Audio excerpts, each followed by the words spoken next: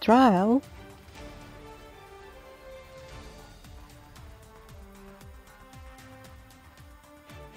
Trial. سلام شنوندگان عزیز، با توجهتان نشر نوبتی برنامه اطلاعاتی خبرهای روز مستقیما روی موج رادیو موجر امروز شنبه 10 نوامبر 2020 سال است و ما در این ساعت شما را با تحولات مهمترین این ساعت تاجیکستان و جهان مستقیما شناس میکنیم. خبرها را از روسیه شروع میکنیم. دیرکتور اجرایی اسوسیاسیون توراپراتورهای روسیه مایا لامدزه سنه‌های تخمینی شده شوی مرزهای روسیه را نابر کرد. به اندیشه او محدودیت‌ها تدریجاً از بهار سال 2021 بیکار خواهد شد. نماینده اسوسیاسیون شرکت‌های سیاحی روسیه به رسانه‌ها گفته است که درباره کش شدن مرزها پیشگویی‌ها کردن قریب که غیر امکان است، چون همه این از وضع اپیدمیولوژی وابسته بود. به گفته مایا لامدزه کش شدن مرزهای روسیه در ماه مارس اپریل سال 2021 امکان پذیر خواهد بود. یادداشت می‌شود که در پایان پنجشنبه به میلان سرایت کرونا ویروس در تمام کشورهای جهان روسیه نیز تدابیر چاره‌های بهداشتی را روی دست گرفته و از ماه مارس مرزهایش را بست، اما با مرور وقت این کشور قسماً با بعضی از کشورهای دنیا مرزهای خود را باز نمود. اگر با کشورهای عضو اتحادیه دولت‌های مستقل نظر کنیم، روسیه روابط هوایی را با بلاروس، قزاقستان، قرقیزستان و ارمنستان برقرار کرده است. برای کشورهای چون تاجیکستان و ازبکستان مقامات روسیه ابراز نظر دقیق نکردند که کی روابط هوایی را برقرار می‌کنند. در این برابر با وابسته بودن سرحدها در روسیه نورسایی قوای کاری به حساب می‌رود که به این جریان وابسته بودن سرحدها سبب گردیده است. پیشتر وزارت کارهای داخلی روسیه معلومات پخش کرد که در روسیه قریب 25% مهاجران امنیتی کاهش یافتند. در حدود مسکو باشد به گفته سرگی سبیانین 40% مهاجران کم گردیدند که به نارسایی جدی کارگران در بخش‌های خودروی منزلی و کمونالی، خدمات رسانی، خطکشان‌ها، رانندگان تاکسی و بخش ساختمان تاثیر جدی منفی رسانیده است. Trial.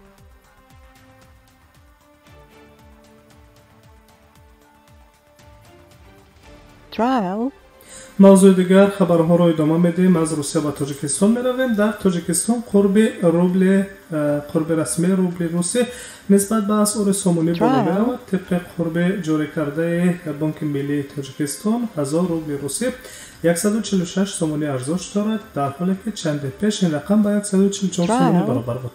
حالا ارزش 1 یورو 13.42 سامانی است، در حالی که دیروز 13.35 سامانی بود. یادآور می‌شویم که قبلا بانک ملی تاجیکستان خبر داده بود که در 10 ماه سال 2020 سامانی نسبت به دلار 6.7% کاهش یافته است. در ماه ینور اسعار آمریکایی با نرخ 9.69 سامانی خرید و فروش می‌شد. کارشناسان با اشاره به پیشگویی‌های رسمی نشاندهنده‌های اساسی ماکرواقتصادی برای 4 سال آینده خبر دادند که حرب سامانی سالانه در این دوره 3% کاهش خواهد یافت. در این برابر بانک ملی تاجیکستان به شهروندان هشدار می‌دهد که همگونه عملیات‌های مبادله اسعار بیرون از بانک‌ها، فیلیال بانک‌ها، مرکزهای خدمات رسانی بانک‌ها، همچنین بانکمات‌ها و ترمینال‌ها قطعاً منع است.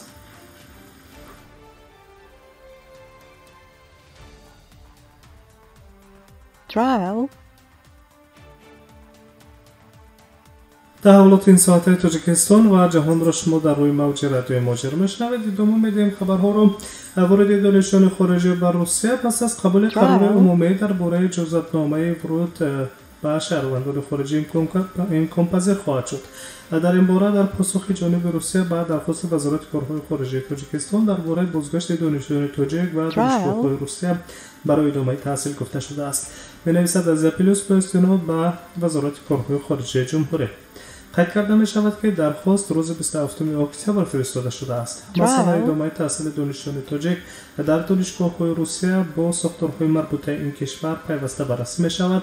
در پاسخ به نامه وزارت کارهای خارجه از 27 اکتبر سال 2020 درباره تنظیم ورود دانشجویان به روسیه، سفارت روسیه در دوشنبه قید کرد که ورود دانشجویان خارجی به فدراسیون روسیه پس از قبول قرار عمومی درباره اجازت ورود شهروندان خارجی به روسیه با نظر داشته وضع سانیتری و اپیدمیولوژی مربوط به پاندمی کرونا ویروس امکان پذیر خواهد بود آورده شده است. در خبر در گزارش اینچنین قید کرده می شود که این زمان برای دانشجویان خارجی که بیرون از روسیه زندگی میکنند برنامه‌های تعلیمی فاصله‌ای عمل میکند، اما بعضی از دانشجویان میگویند که سرعت سوسک اینترنت و نرخ گران آن برای آموختن درس‌ها طریق فاصله‌ای قابل قبول نیست.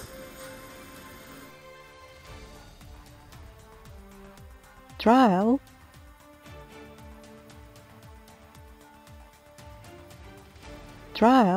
شما خبرهای تاجیکستان و جهان رو میشنوید و نظری به وضع امروزه در قره‌باغ کوهی میکنیم. پرزیدنت روسیه ولادیمیر پوتین، سروزیر ارمنستان نیکول پاشینیان و پرزیدنت آذربایجان ایلهام علیف درباره خاتمه دادن جنگ در قره‌باغ کوهی و با این منطقه وارد کردن نیروهای پاسدار صلح روسیه به موافقه رسیدند.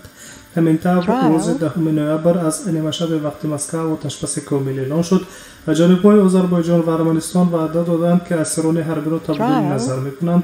در نوبت خود سروزیر ارمنستان نیکول پاشینیان اصرار داشت که سازشنامه درباره قره‌باغ کوهی برای او قرار بی‌نهایت دشوار بود و علاوه کرد که راه دیگری نیست. پرزیدنت آذربایجان باشد ایلهام علیف مطمئن است که سازشنامه‌ها به حل نزاع قره‌باغ خاتمه می‌گذارد.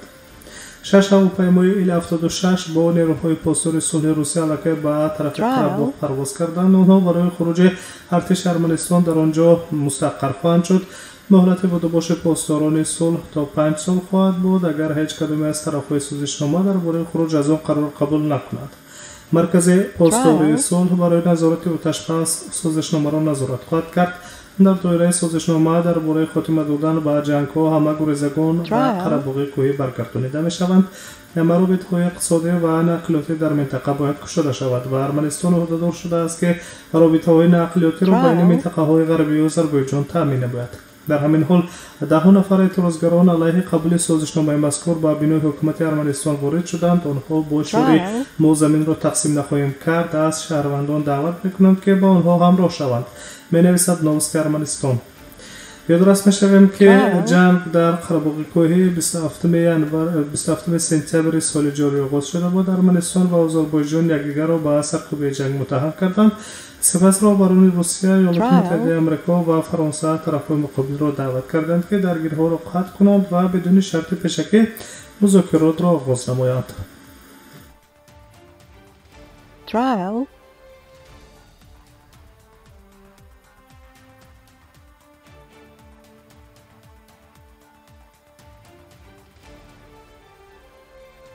ادامه خبرها در روسیه میمونیم و با وضع گرفتاری به کرونا ویروس نیز نظر خواهیم کرد. شماره حالت‌های تصدیق شده سرایت کرونا ویروس در روسیه در یک روز گذشته 20977 نفر افزوده با 1,817,109 نفر سرایت یافته رسید. خبر دادند از ستاد فدرالی فوری اوید به مبارزه با سرایت کرونا ویروس در فدراسیون روسیه. یک روز پیش افزایش حد اکثر برای تمام دوره پاندمی به قید گرفته شد. در یک روز پیش 21798 سرایت کرونا ویروس به قید گرفتند. 5 روز پی در پی در روسیه بیش از 20,000 حالت نو اشکار شده به قید گرفته می شود. در مقایسه افزایش روز پنجم تقریبا 12% را تشکیل می دهد.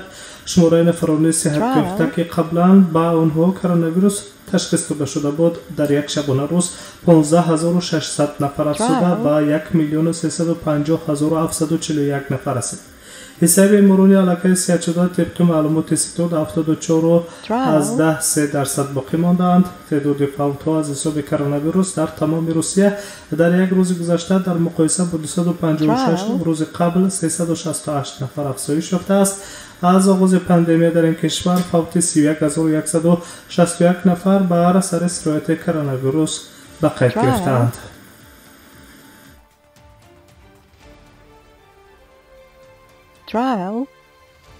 شما در برنامه اطلاعاتی نوبتی خبرهای روز تحولات این ساعت تاجیکستان و جهان را مستقیما شنیدید. سلامت باشید. در ساعت‌های بعدی ما شما را با تحولات تازه تاجیکستان و جهان آشنا خواهیم ساخت.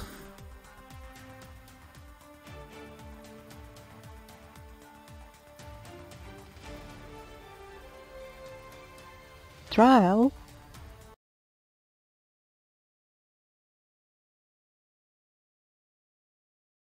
trial,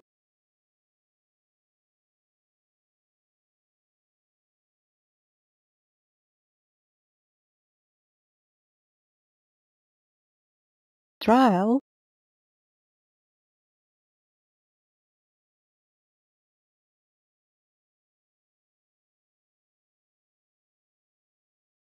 trial,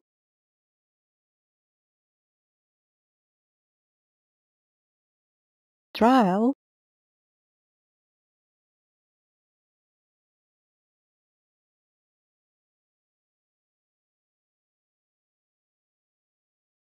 trial,